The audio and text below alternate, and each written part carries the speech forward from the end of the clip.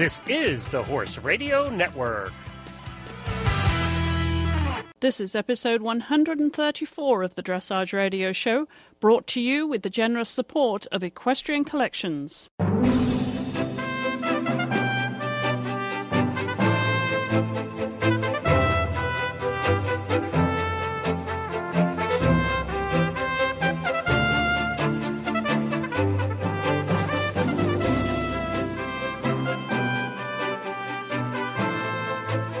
Hello, I'm Chris Stafford, welcoming you to another episode of the Dressage Radio Show. Can you believe we're just a week away from Christmas? And I am also this close to my 400th episode on the Horse Radio Network. I'm really excited about this, to think of all the guests that we've had on the Jumping Radio Show, Eventing Radio Show, Dressage Radio Show, and Equestrian Legends.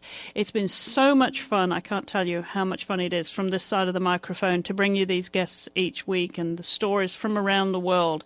And in keeping with our international flavor, we're going to be hearing this week from Helen Langehanenberg from Germany, a name that you may have heard of. She's recently been really making her mark over there in Europe with a couple of great horses. We're going to hear from Helen in a minute. She's going to be our featured guest on this week's show. But before we hear from Helen, I want to take a moment to remind you of our sponsors here on the Dressage Radio Show, Equestrian Collections. And as the winter takes its grip on some parts of the world, you can experience the difference a good pair of winter horse riding boots can make. In tall riding boot and paddock book styles, thermal winter riding boots will help keep your feet both warmer and drier while you ride out in the winter weather or are working in the barn. Most winter horse riding boots these days come lined with a thermal insulator like Thermalite and a waterproofer like Hydrotech. This integrated insulation and waterproofing approach gives you the best of both worlds, warm and dry feet. When you're out riding in the snow, rain or windy winter weather, you will truly appreciate the difference. You can find out more about these popular boots and the full range of Equestrian Collections winter wear by following the link on our show notes or going directly to equestriancollections.com. And if you use coupon code HRN at the checkout, you'll get $10 off your next order of $100 or more. Equestrian Collections is a participating retailer of the Horse World Gives Back campaign. It's time now for my featured guest this week, and it's a rider who's been climbing up the FEI rankings over there in Europe, not least of all with her performances with Damon Hill and Responsible. And if you follow the sport internationally, you'll know that she's been making her mark both at World Cup and at CDIs around Europe. So I thought it was time that you heard from Helen in her own words, how she's got to where she is today, what her prospects are for the future and her ambitions, of course, and also, as Christmas approaches, we'll find out what's in store for Helen and her family. Helen, it's great to have you on the Dressage Radio Show. Welcome. Thank you very much. And you are based in Havixbeck, Germany, near Münster, that is, isn't it? Yeah, that's true. Now, are you from there, Helen? Is that your home originally? Yeah, I was born in Münster here, and I never left this area, and I love it, and I think... Yeah, never say never, but I think I never will really leave it. and we should explain that you have a training stable with your husband, Sebastian, who's also a dressage. So it's a very serious business for you then.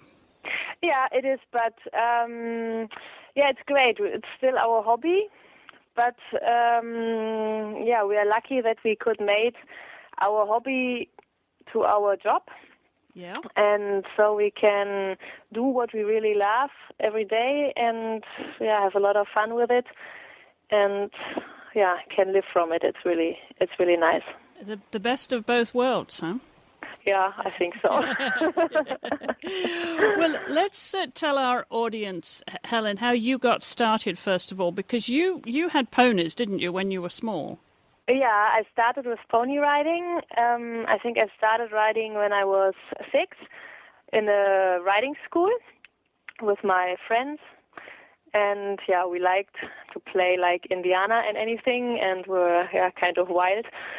And when I think, how old was I? 11 maybe? I got my first pony, Flummy. And it was kind of an adventure. He was only 4 and really green, and me too. And was not really easy at the beginning. He was always running away and was really wild, and I had no idea what I should do. But I had a lot of people who helped me, and that was really, really good. And we ended up at the German Championship, and in dressage. So yes, but there was a lot happened between then. You had it sounds like a typical pony who did what he wanted to do. A little bit, yeah. I mean, I'm still not the biggest person, but at that age I was really small. I could not even put the saddle by myself on him. He was like 1.48 meters. It's not too big, but for me it was too big at the beginning. But my parents, were afraid that I will never give him away, and so he shouldn't be too small because you never know how big I get. Mm-hmm. And, so there were, good friends from us and really nice people that helped me at the beginning and lunging him first before I got on him. And, we found together, luckily. Now, were you coming from a horsey family? Were your parents, did you have brothers or sisters that were into horses, Helen? Not at all. My parents... I have no idea of horses. I mean, now a little bit, but at that time, not at all. My mother's still afraid of them. She loves them, but she does not hold any horse for me. And because she's afraid, and I don't know why we have really nice horses, but somehow she's really afraid of them because they are so big. And my father's not afraid, but he loves to come with me to the show as well. But nobody in my family has to do anything with horses, and I have no brothers and sisters.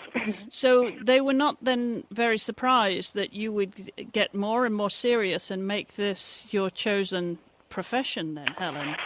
I think they did not believe that I really want to do it. And they could not imagine that you really can live from this. So they've always said to me, girl, you have to get a real job. Uh-huh.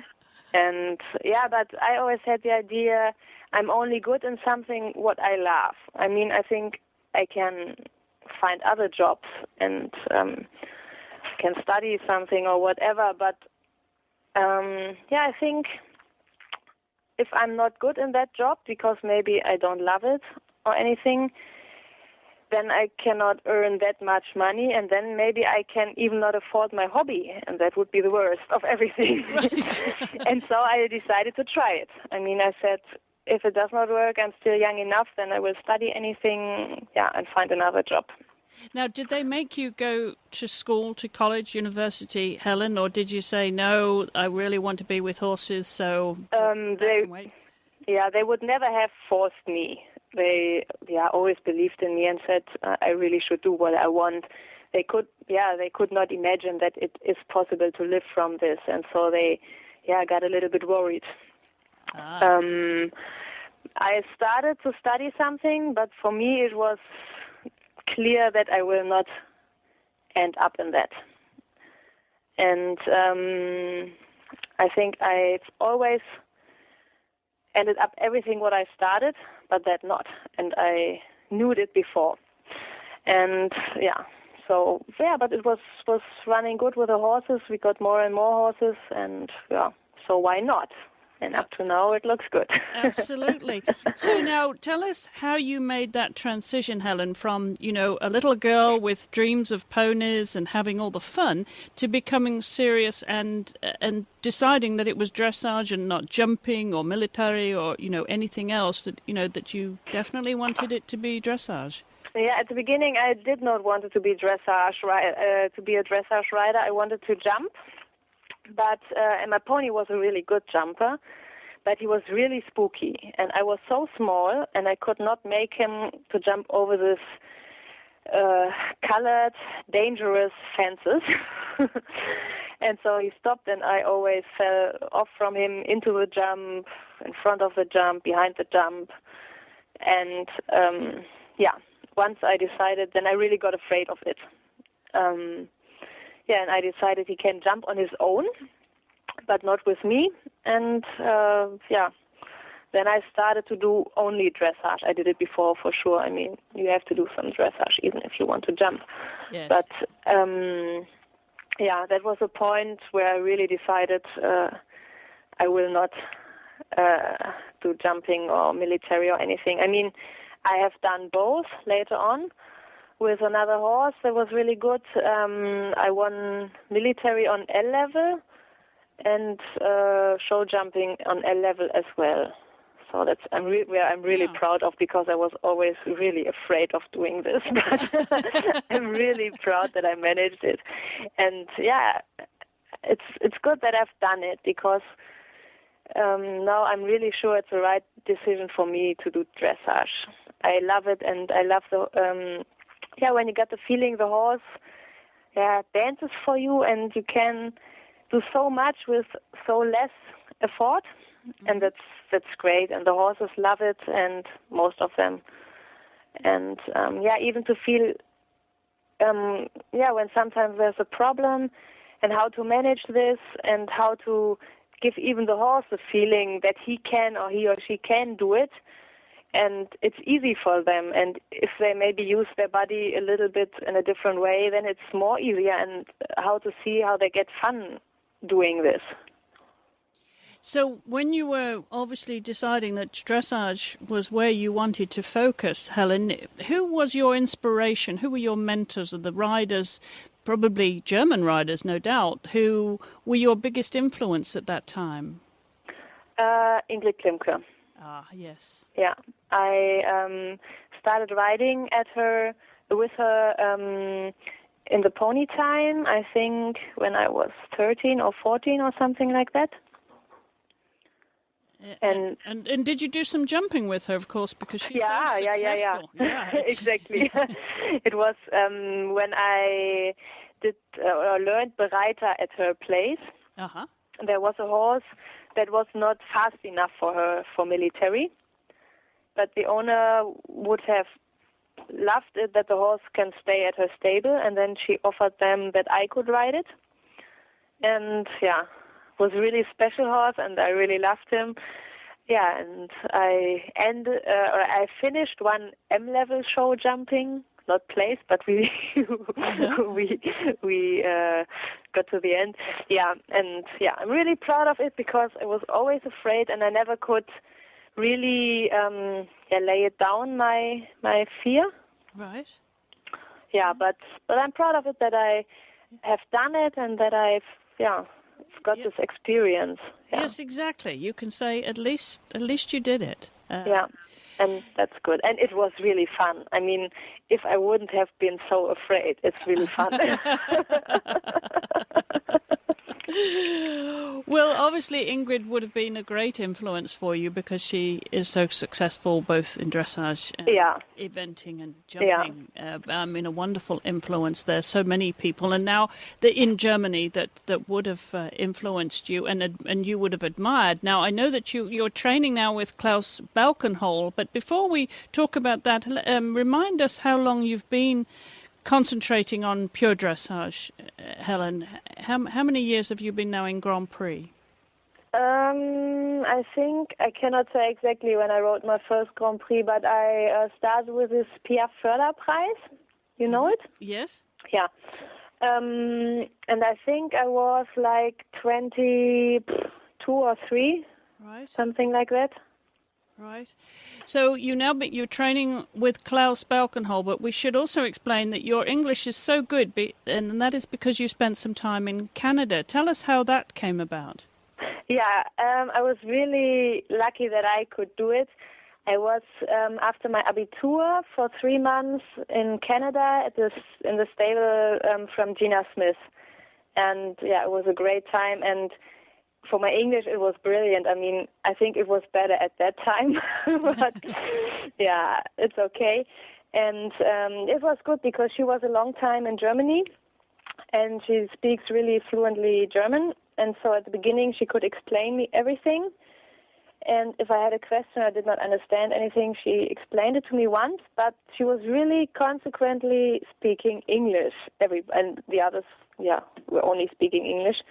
And that was brilliant for me, that I had really this chance to learn this English there as well. Riding for sure. So when you speak English a lot, then do you speak it with a Canadian accent? I don't know. Maybe you can tell me. Well, we'll need to have more conversation. So, okay. Well, now let's talk about the most important part of your life. Well, apart from Sebastian, of course, and your family, but the horses. Yeah. Because you made your name really in Grand Prix with Responsible, and of course now Damon Hill. Yeah. Tell us about the horses that you have now. How many horses do you have in your stable at home? We have always around 20, 22 horses. Wow, that's a lot. And now how many do you ride? Do you have in competition, and how many would Sebastian have? Yeah, it's nearly half-half. Sometimes I have a little more. Sometimes we change horses. That we have a period where I ride maybe a horse that he has ridden before, or the other way around. I think it works good. We riding around 10 horses a day. Mm-hmm. Yeah, and have really good team at home that helps us, and 2 girls that are learning Bereiter at our place. Yes. And doing a good job. And the groom, Yasmin, she's brilliant. She manages the whole stable and, comes with us to the shows with Rezi and Dami. And, one boy at the moment who's for 1 year at our place for practicum. Yes. Yeah. Yep. And, that's really a good team. Now, do you do any teaching, Helen, or are you just focusing on your competition career right now? Yeah, first I do my riding and competition and anything, but I'm teaching maybe not a lot, but enough. In the afternoons when I finished my riding, then students coming, and at the weekends I do clinics nearby. Right. So, that's good. This year has been very good to you, hasn't it? Because you had good results in the European Championships, and then, of course, in the World Cup final, all top 10 finishes with Damon Hill. Yeah, this year was brilliant. yes, really caught everybody's attention this year. You obviously, he's at a good point in his career now, and is the Olympics a big goal for you now? Do you expect that he would be your main choice for the Olympic team? Yeah, I think so. We definitely will fight for it. No, I said you cannot force anything, but we stay relaxed, but still really focusing on that and working for that. And I think, why not? I mean, this year was really good, and Damie is in a brilliant shape. And he starts in January, his first competition again. He had a little break now, and I'm really working for that. and he, of course, he's a stallion, isn't he? Yeah, he is. He's a stallion. And he's, 11 years old now? 11. 11. So he's in a really, really good place in his career with you. So will you do some World Cup competitions when you start up with him again, Helen? Yeah, I think that he goes, it's planned now in Amsterdam and maybe in Neumünster, but that's not absolutely definite at the moment, and then he goes outside again. Right.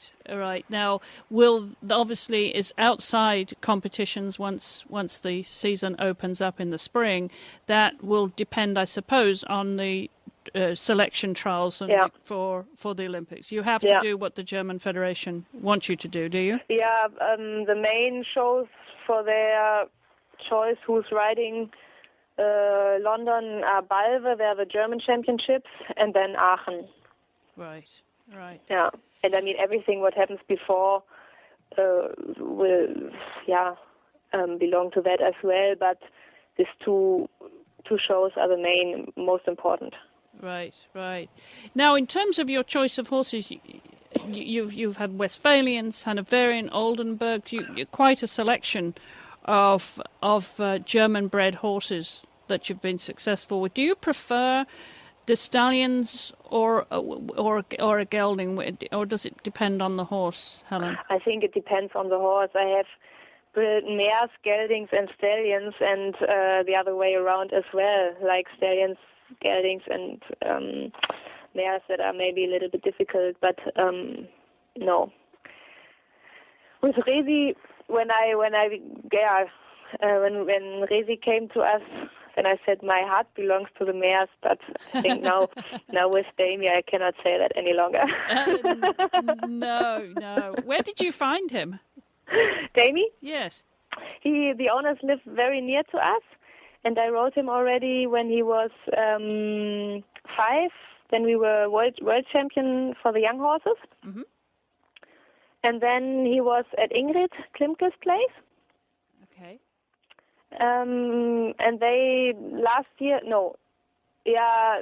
now it's a little bit more ago, they ended up, and then he asked me again if I would ride him. And you said, yes, please, huh? Yeah, I mean, it was a little bit difficult because, Ingrid is a good friend of me and how to manage it, but they definitely have ended up, and so I said, yes, I will do it. It's a great horse. I loved him when I saw him the first time when he was 3, and he's a great character. What sort of character is he at home? A little bit like a dog.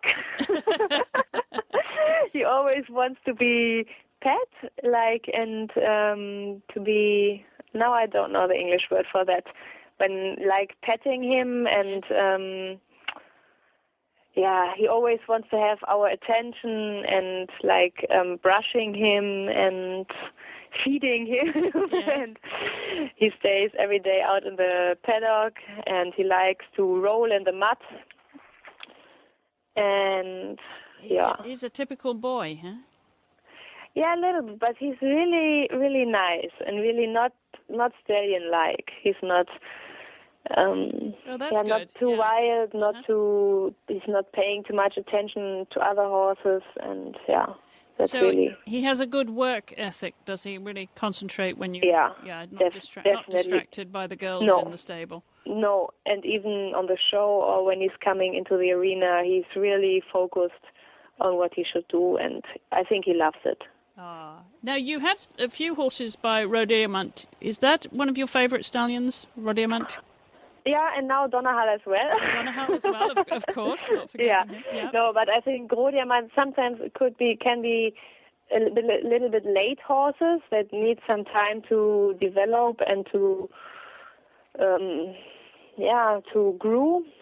Yeah. But when they're really finished with that, I love them because they really want to work, and they love their work and really give their best.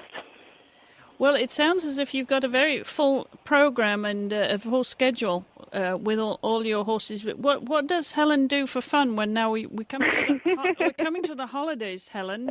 Do you get any time to just have fun? We take this time. Yeah, definitely. I think that's really important. I mean, we should keep this love to horses and to riding, and I think that's important to do sometimes something else. Yeah, we go every year in September after the Bundeschampionat. We go for holidays. Mm-hmm. Always something different. Skiing in the winter? Yeah, sometimes. Now we haven't done it for a long time, but we would love to do it again. Right. Well, coming to the holidays, obviously, Weihnachten, what does Helen Langehanenberg do for holiday? What do you and Sebastian do? Is it a typical family holiday time for you, food and drink and family? Christmas? Yes. Yeah, it is. Family is the most important at Christmas for us. And, we have a lot to do at Christmas because my parents are divorced, and so we have even more to visit. Uh-huh.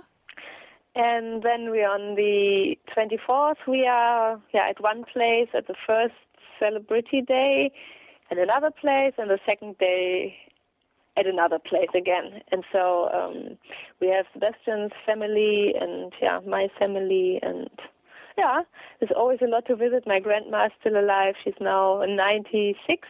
Wow. Yeah.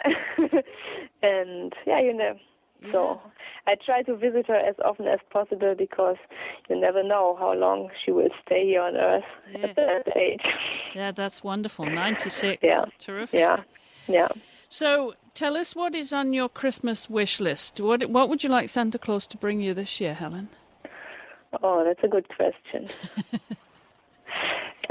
You don't need another horse. Now, come on. No, you don't need another horse. I'm really happy with the horses we have at the moment. I think I cannot really answer this question. I have no real Christmas. What about books? Or now, do you like technology? Do you like iPhone and apps and no, computer? not too much. No, not too much of that. Okay, books. Books, I love to read. Yeah. You do? What do you like to read? Yeah, books about the Middle Age. Okay. I really like, and sometimes a krimi. Yeah, everything. Not too stupid. Not this typical woman books. Right. That not. But so like middle age or like krimis and everything. It must be exciting and Right. Well, I hope that you make your Christmas wish list and that Santa Claus brings you what you want this year, Helen. I'm happy if we are healthy and if it works good with the horses and we have a lucky family. I think that's more we can wish. And the wishes that I can buy, I think I have more than I need, and so it's okay. That's wonderful. That's wonderful. Well, Helen, I want to wish you and your family a very, very happy holiday, and thank you so much for joining us, and the very best of luck next year. We hope that you make your dreams come true all of next year, too. Thank you very, very much. It was a pleasure for me that I could be with you, and I wish you the same. Good Christmas time, and the best for you. And as we approach this Olympic year, if there are any riders that you would like to hear from on the show that might have a chance of making their Olympic team, then please let me know. Just send me an email to chris@horseradionetwork.com. Well, as I said earlier in the show, I'm fast approaching my 400th episode of all the shows I do here on the Horse Radio Network. And I heard the other day from a friend of the Dressage Radio show who had a message for us. Hi, this is Debbie McDonald from Sun Valley, Idaho. I would just like to thank Chris and Glenn for an amazing 3 years, and what you've done for the sport is unbelievable. Who would have ever thought that Dressage Radio would have gone this far? And I am so happy to have been a little bit a part of it, and just wish you all the best and hope it continues for longer and longer and longer. All right, everybody. Bye-bye. Well, thank you, Debbie, and we will be getting Debbie back on the show, of course. I know how much you enjoy having her here to co-host, and so we'll catch up with Debbie in the new year. Well, I also had a post on the Dressage Radio Show fan page, and this one comes from Emily Wigley. She says, "Congratulations, Chris. All 399 have been terrific, interesting, entertaining, and educating. May the next 400 be just as fun for you as they are for your listeners." Well, they certainly are a great deal of fun for me. Thank you, Emily, for your post, and thank you all for listening and making this show what it is today. We couldn't do it without your support. And if you've been a regular listener to the show over the past 2 holiday periods, then you may recall that we have an all-hosts holiday special here on the Horse Radio Network when all of the hosts from all of the shows get together and just have a bit of fun. And that episode will be aired on all of the shows between Christmas and New Year, so look out for that.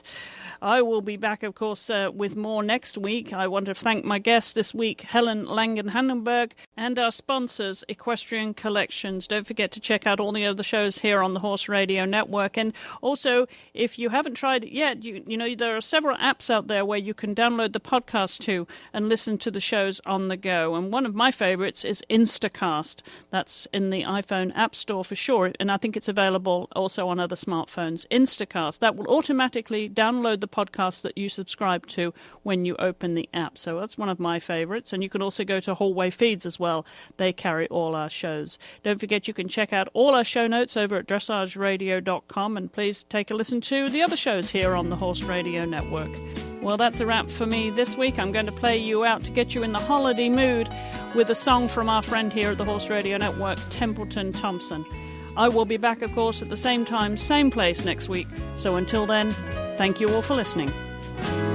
I'm wishing you a very Merry Christmas, and hoping that you're warm and home and safe, surrounded by your herd, singing peace on earth and happy ye holidays.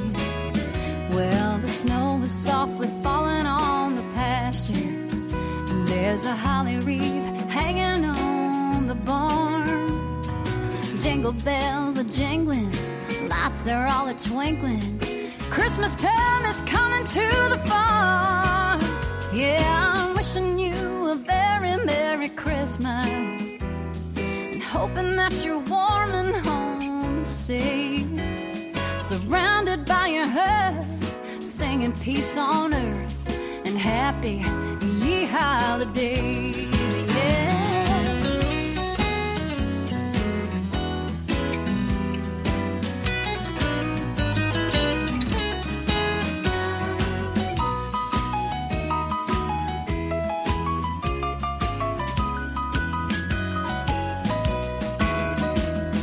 Christmas tree is loaded up with presents, and the kid in me just loves this time of year. There's no dream too big for dreaming, ain't nothing like the feeling when all the ones you love are gathered near. So I'm wishing you a very Merry Christmas, hoping that you're warm and home and safe, surrounded by your herd, singing peace on earth and happy ye holidays.